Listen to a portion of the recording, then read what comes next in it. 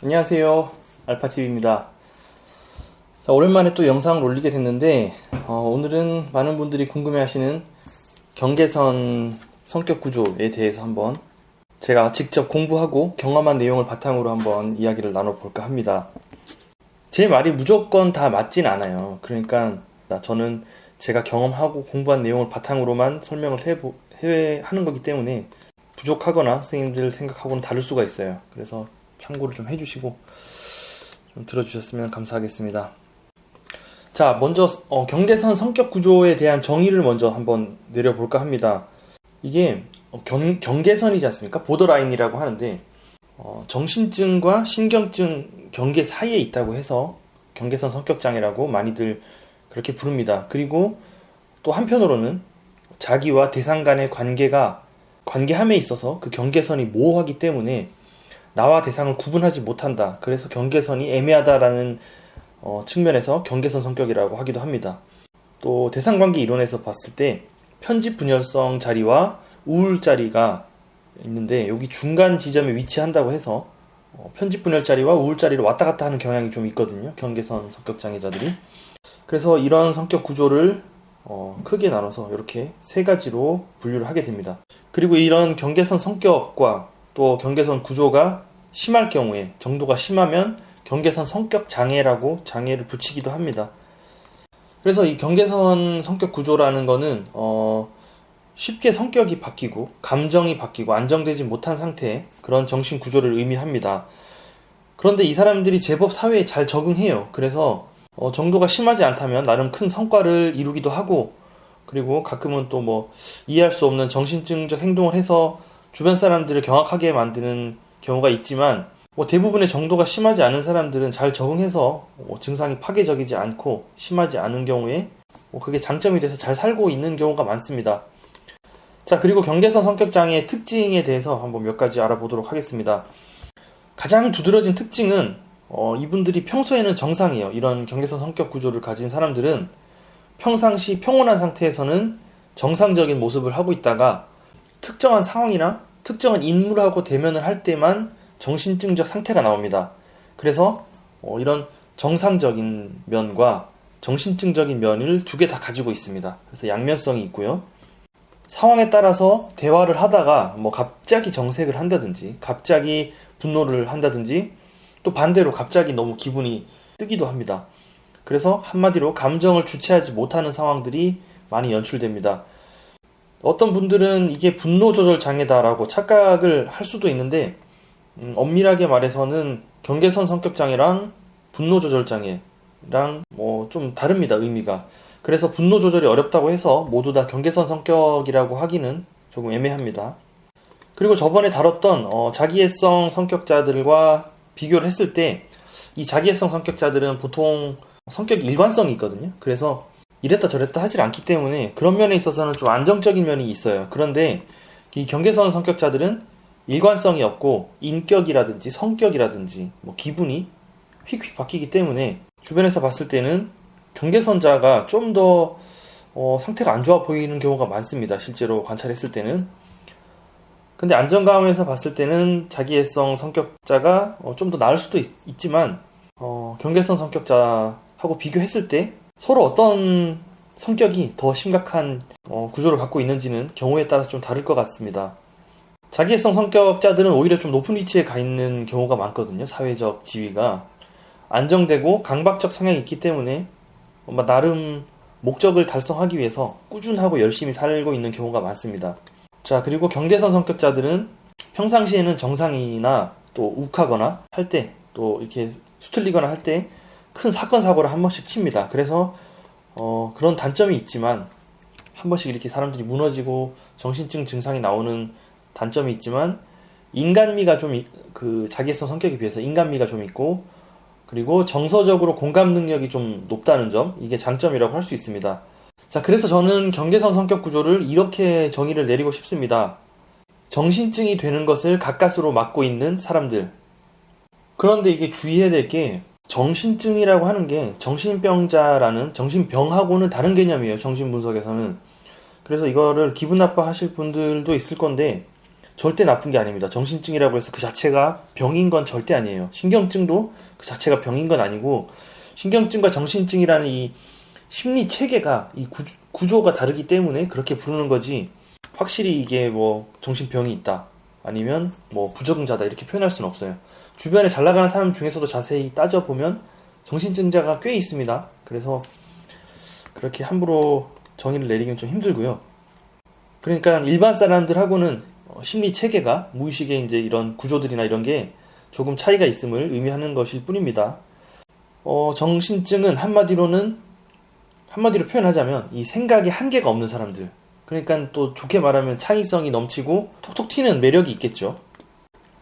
그래서 정신증자를 좋게 보면은 선구자, 뭐 이 인류 진화 역사상 선구자이기도 하고, 뭐 천재일 수도 있고, 그 다음에 나쁘게 말하면 부적응자일 수도 있고, 이런 적응 양태에 따라서 다양하게 보일 수가 있을 것 같습니다.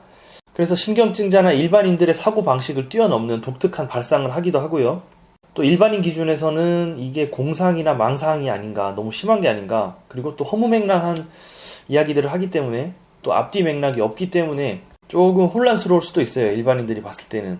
어쨌든 이런 경계선자들이 가끔 이런 정신증 증상이 나타난다는 점, 이 점을 강조하고 싶어서 이렇게 두서없이 말을 한번 해봤고요.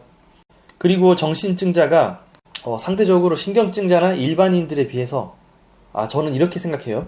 일반인하고 신경증하고는 같은 범주입니다. 신경증이 심하지 않다면. 그 일반인하고 신경증자는 거의 구조가 비슷해요. 모든 사람들이 신경증 소인을 조금씩은 다 가지고 있고요. 그래서 이렇게 묶어서 설명을 하는 겁니다. 자, 다시 설명드리자면 정신증자가 상대적으로 일반인이나 신경증자에 비해서 그 숫자가 매우 적습니다. 한 100명 중에 한두 명?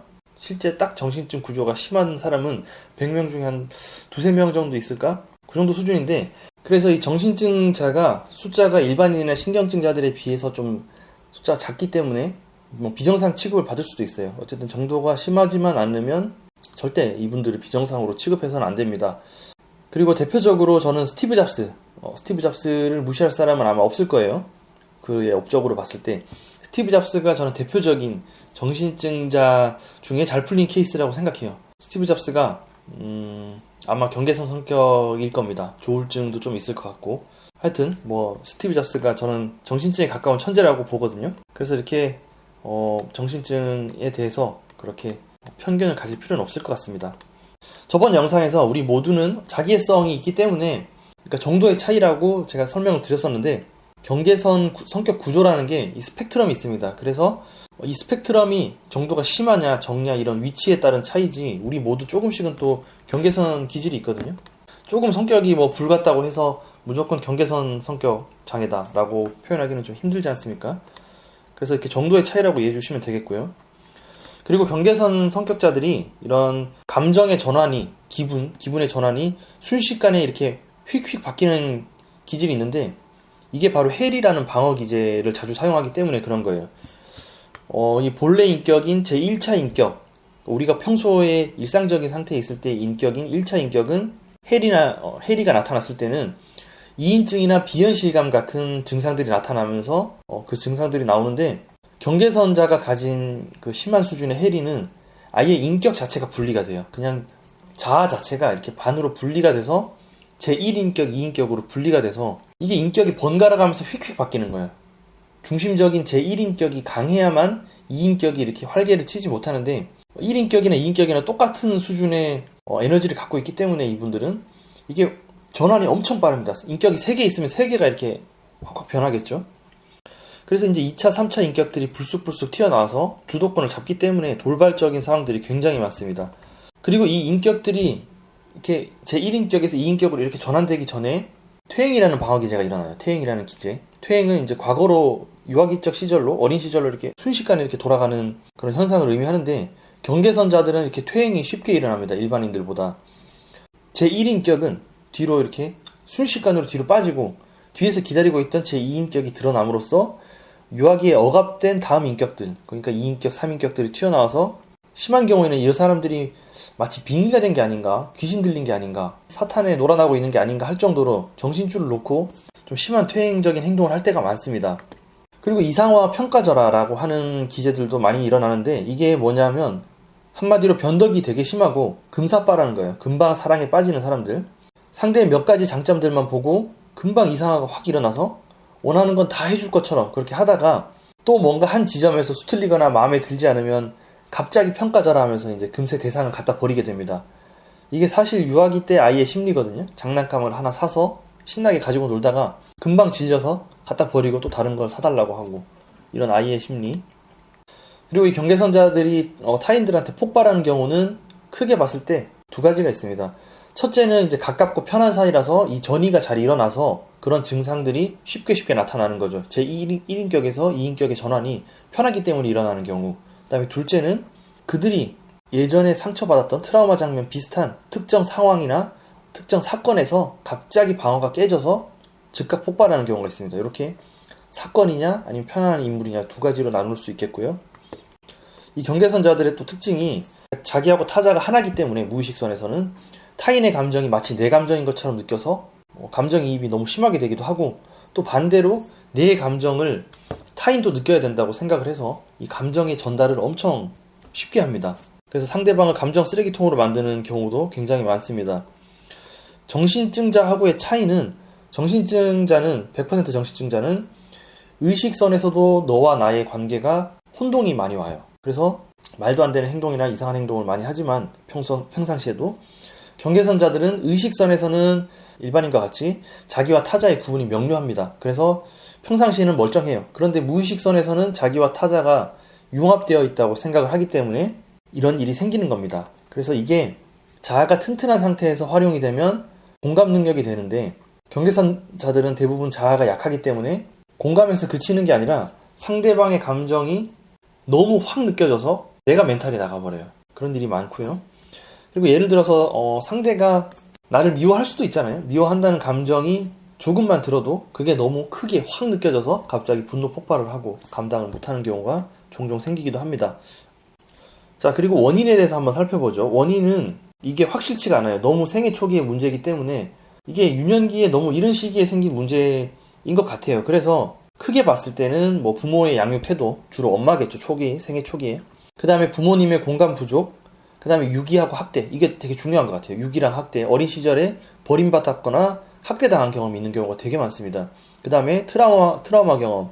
저는 개인적으로는 조울적 성향, 조울증이나 조울적 성향과 큰 관계가 있을 거라고 생각은 하고 있는데, 이 부분은 한번 앞으로 좀 더 연구를 해봐야 될 것 같아요, 제가.